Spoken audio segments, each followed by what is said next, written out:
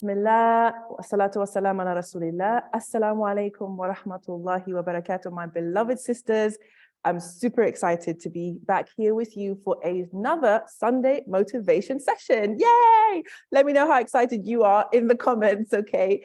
Really grateful to be here, to be alive, to be well, to be able to share some of what I have to share with you. As you know, this series that we've started is all about the traits of successful writers. So sometimes I run the session myself, other times I have guests. We have some wonderful guests lined up for you. But today, I want to talk about something that is not often spoken about, okay? We've discussed so many of the things that you will need to embrace on your journey as a writer, okay? So many of the characteristics you'll need to embrace, the identity that you need to step into, right? We've had those conversations. So today, I actually want to talk about the power of vulnerability, all right? The power of vulnerability, that is what we're going to talk about today.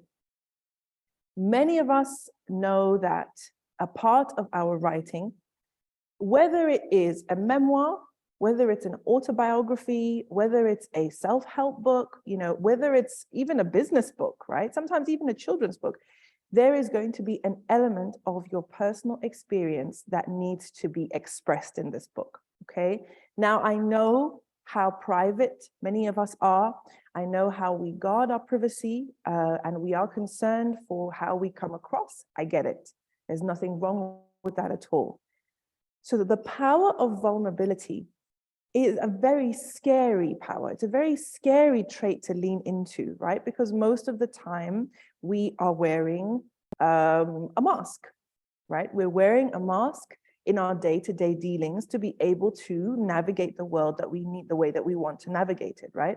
But when it comes to writing and particularly sharing personal stories, I've got 10 tips that I want you to think about when it comes to the importance of vulnerability, okay? And before I go into that, let me offer you this. This is something that I said to some of the sisters that where we were doing our memoir planning together. It will take a leap of faith for you to be able to trust your reader, okay? It will take a leap of faith on your part for you to be able to trust your reader enough to be vulnerable with them, to be open, to be honest.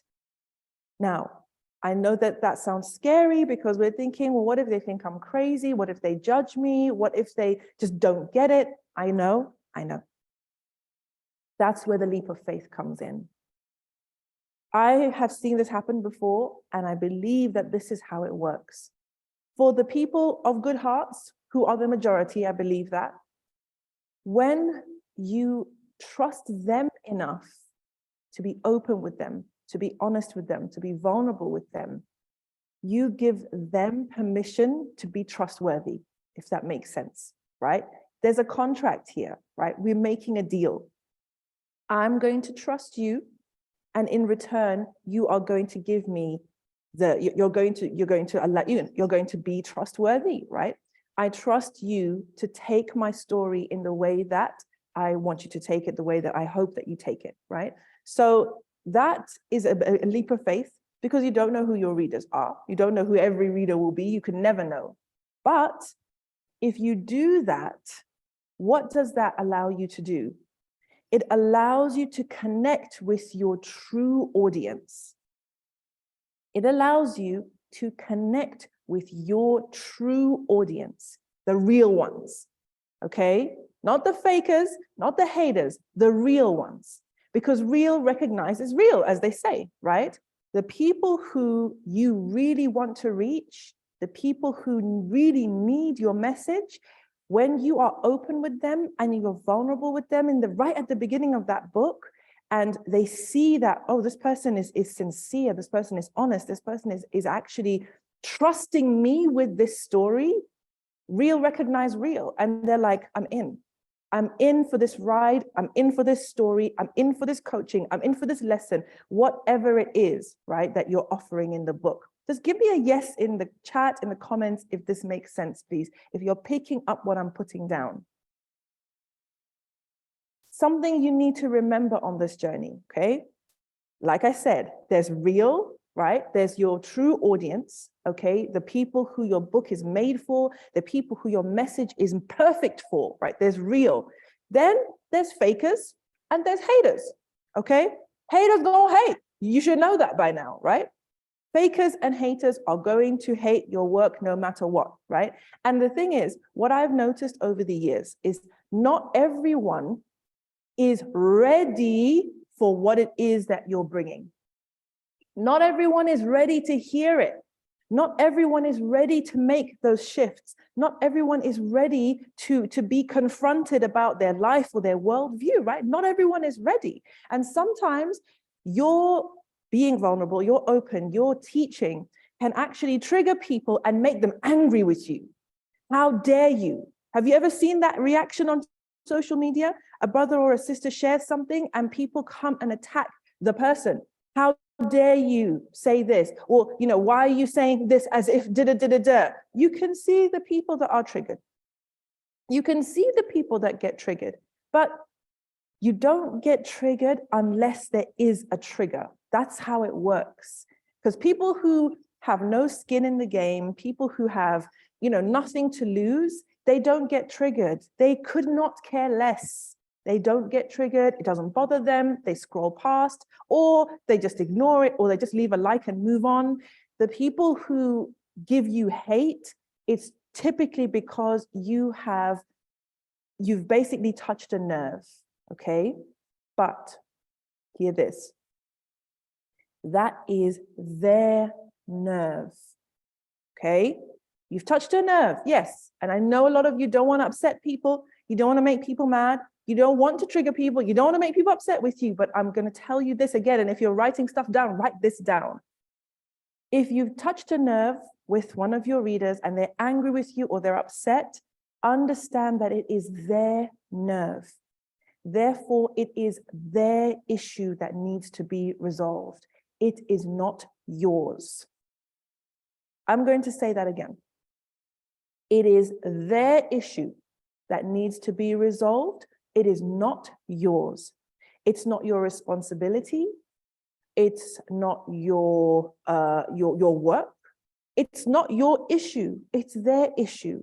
And we all have choices about getting triggered, right? What to do once we get triggered, once we feel triggered. What do we decide to do? Everybody has a choice. You can decide to lash out because someone's triggered you. You can decide to curse them or to malign them or to discredit them, right? Because you're feeling some kind of way because of what they said. You can decide to talk bad about them behind their back. You can decide to unfollow. But you can also decide to examine and ask yourself, why am I feeling triggered right now? And this is advice for everyone, by the way. Why am I feeling triggered right now? What is it touching inside me? What is the nerve that is being touched inside me and why? Then something good can come from it, right? Now you can start to make some progress. But again, as the author, guys, it's not your issue, okay? It's not your issue at all. So let's get on to these 10 tips that I have for being able to embrace vulnerability, okay, inside your work. So like I said, many of you are going to be telling personal stories, okay? So the first thing that I'm going to invite you to do is to embrace your imperfections, okay? I know you're putting yourself out there, you're putting your book out there, you're going to be, you know, kind of people are going to be reading your stuff, and there is a temptation to paint a rosy picture, a perfect picture, if you can. And nobody buys that. And I don't mean money buying, I mean like nobody believes it because we all know that we're not perfect. So if you can embrace your imperfections, remembering that nobody's perfect and that your flaws and your mistakes make you relatable to your readers because you're human and they can connect with that human part of you, you get to embrace your imperfections as part of your journey, right? That's number one. Number two, show that you've learned from your experiences, right? You have learned from your experiences, otherwise you wouldn't be with me in the program writing a book about them, right? We have all been shaped and molded by our experiences, right? And those experiences that shape us, they are the positive ones and the painful ones. And they've shaped us into the people that we are today. So understand and remember that your growth story is really valuable and it can inspire other people, right? Because there's always going to be someone who is a year, 5 years, 10 years behind you, right? 5 steps, 10 steps, 15 steps behind you. So remember that. Number two is learn from your experiences. Yeah, allow yourself to learn from your experiences and show that you've learned from your experiences. And then the other part that I'd like to invite you to consider is sharing your wisdom. Now, for some of us, that can be really hard, right? Because we maybe don't see ourselves as particularly wise, okay? We don't necessarily value the knowledge that we've gained from our experiences. But when you're writing, a part of the sharing is sharing what you gained from the writing, sharing what you gained from the journey, from the stories, okay? By sharing your knowledge and your experiences, you have the opportunity now to positively impact others. And you may not consider your insights to be particularly, mind-blowing, but your insights might be the guidance that somebody else needs. Now, this is something that I teach when we're talking about, telling those personal stories. I talk about the zoom in and the zoom out. And the zoom in is where you share that personal story, you tell that personal story as if you were right there again, right? You use all the senses, okay? What did you see? How did you feel? What could you smell, right? What did it feel like, yeah, physically? And you take us right into the story. And a lot of you are quite good at that. But then the part that I encourage you to do after that is the zoom out. And that's where you get some distance from what happened and you're able to reflect on what happened. You're able to think about it, to process it, okay? To understand what was happening now in hindsight, now with the benefit of the years that have passed, now with the benefit of, what came afterwards. You have a level of wisdom about that situation that you did not have while you were in the middle of the situation. Give me a yes if that makes sense.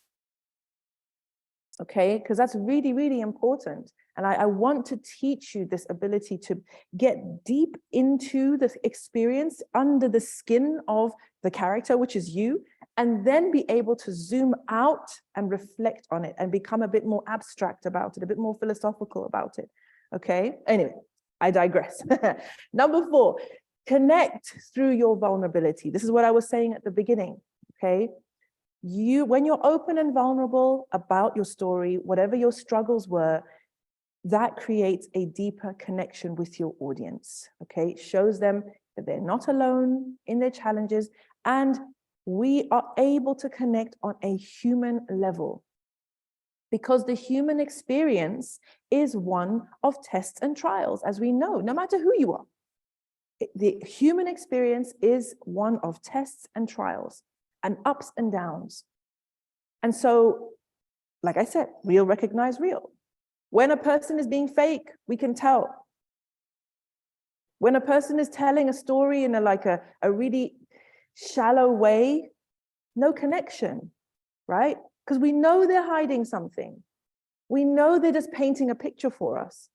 We know that they're just saying what they think we want to hear. No connection, right? And your writing feels like that when you're not digging deep enough. Okay, so that's what I want you to think about when you are writing, especially your first draft. To dig deep, to dig deep. That's where the gold is. You know, I'm not even going to go into that metaphor. You already know what that metaphor is going to be, so I won't even go there. Okay. Right.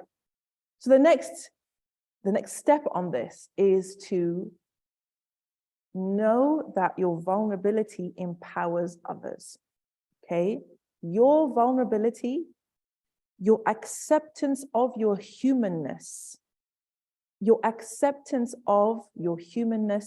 and your journey empowers others to accept their human and to be empowered and uplifted. Okay. You own your story, and that gives you the chance to be a source of inspiration for those who were where you were once, right? Or who have gone through or are going through similar situations. The next step is to be authentic, right? This is the theme really of this, is be yourself. Because that authenticity is key when sharing your story. People resonate with that realness. And by being true to yourself, you attract that genuine audience, okay? Your true audience, your true readers. Next step is understand that what happens, what life does, is transforms pain into purpose, right? Some of us are ashamed of our pain, and I get it. We don't want people to feel sorry for us. We don't want people's pity, right? So we put on a mask as if it's fine, alhamdulillah, it's fine. As if we don't feel pain. I'll tell you this little tidbit that might be interesting to you, okay? And I remember having a conversation with another sister about this. In fact, she's in the program, right? And she was saying how her big life shift was as a result of a very, very deep pain, right? But she's spoken about this pain so many times that now she can speak about it really without too much emotion. She doesn't get emotional about it anymore, but everybody else does, right? And I said to her, that's because you have healed from your pain, alhamdulillah. But for other people, it's their first time hearing it, their first time imagining themselves in that situation. So of course, they are going to take it differently from you. But when you write, I'm going to need you to dig back into somewhere close to the nerve, because otherwise you're going to write and speak in a way that just doesn't connect. Okay, it's going to be glossed over. It's going to be just like, yeah. And then that happened. We can't have that. Okay, so understand that you sharing your pain, exactly, sharing that pain gracefully, right? Exactly. So someone is going to connect with that pain and be able to heal in the way that you have healed, inshallah. Okay, so understand that your pain has the potential to be transformed. Just as it transformed into purpose for you, you sharing it has the potential to transform others. Okay, and next step is to understand that being real, being vulnerable, being honest in your telling, in your speaking, in your writing, this is what inspires change. Okay, you overcame, alhamdulillah, right? If you can own that story, you inspire others to take action, right? And if you came from a place of pain, like so many of us have, and decided to move differently, decided to do things differently, and it ended up with you making this amazing change, either in your life or your children's lives or your family or your community, or even on a societal level, that is inspiring. That is inspiring. So embrace that, step into that, own that, okay? And then the next step is remember that you're still learning and growing. And that's okay. You don't have to be the finished product when you write your book, okay? You don't have to be the whole package. You can write your story, tell your story from wherever you are in the story, and acknowledge that you still have a long way to go, or you still haven't figured it all out. You don't have to. And I remember one of our memoir writers, she was concerned about how to end her memoir because she said, look, I'm still in the situation, right? I'm still healing from it. So I said to her, say that. That's the vulnerability piece. Say that to the reader. I haven't got it all figured out. I'm still learning, right? I'm still on this journey. It's okay. They will appreciate that. I think they'll get it because most of us are still learning, and we will be learning until we die, okay?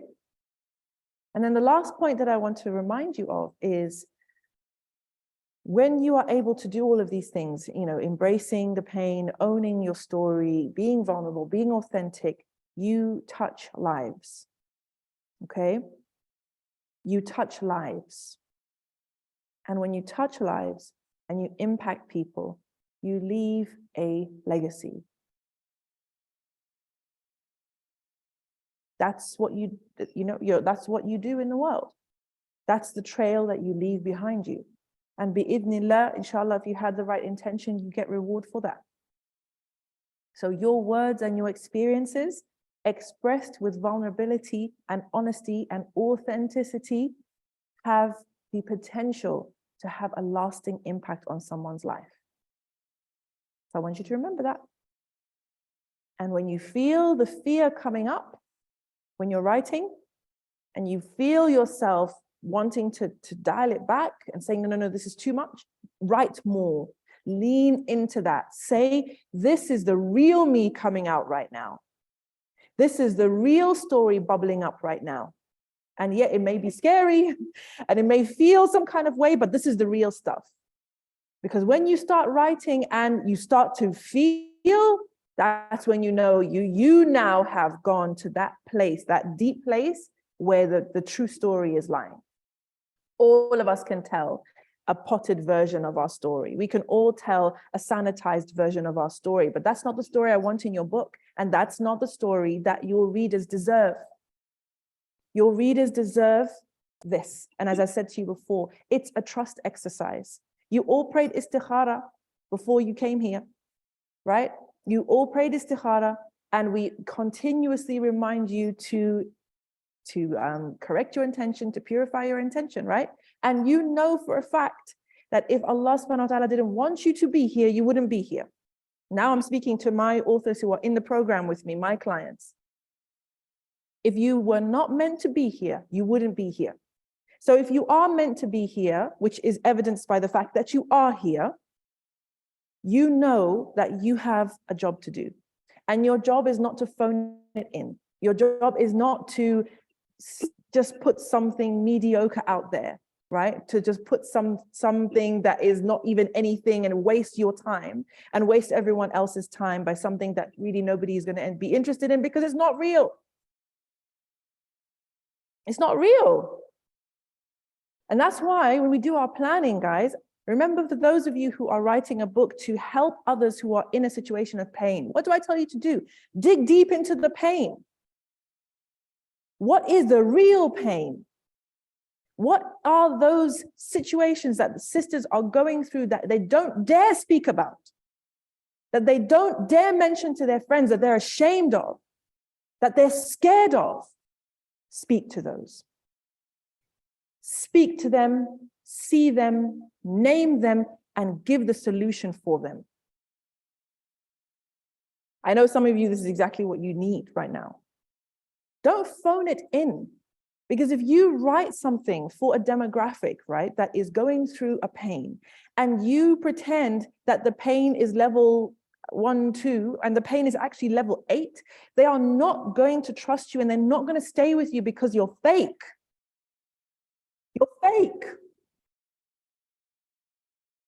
You're not being honest. You're not being real. You are not acknowledging the real issue, the real problem. Why should I read any more of this? Is a load of rubbish. This is just some feel-good BS, basically.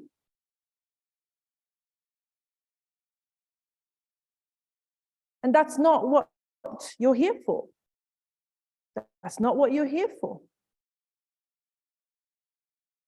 So please, take my advice, dig deep, okay? Allow yourself, be courageous enough to dig deep and be vulnerable.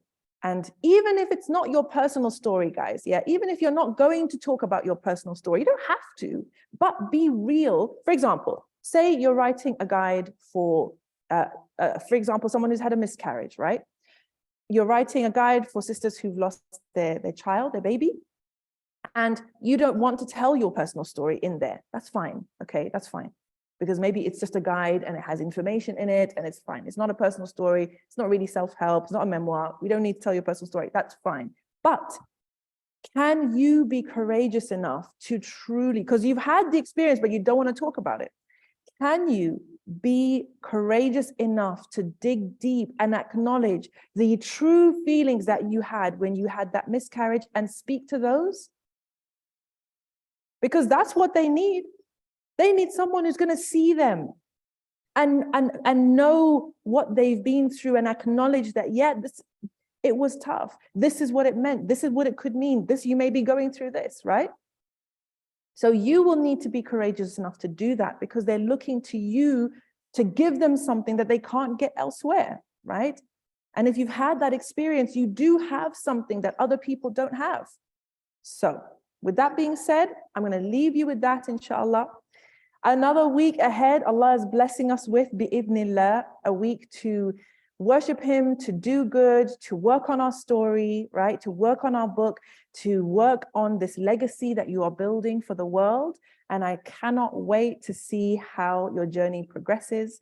Those of you who are watching, who are not in the program, you want a coach, you want support, you want accountability, you want this amazing sisterhood that we have here for all these lovely, lovely women who are writing books, just send a DM or pop a message in the comments.